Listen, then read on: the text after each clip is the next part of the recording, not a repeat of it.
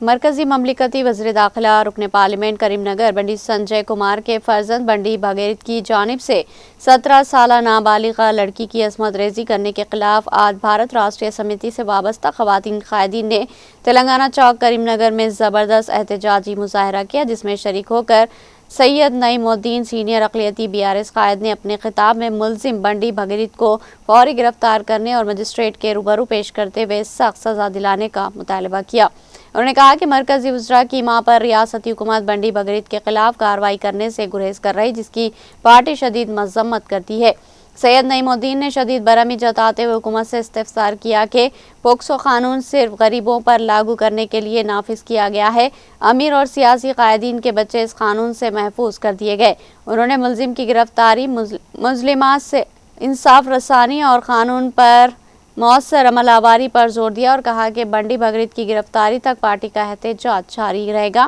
سید نعیم الدین نے اپنے خطاب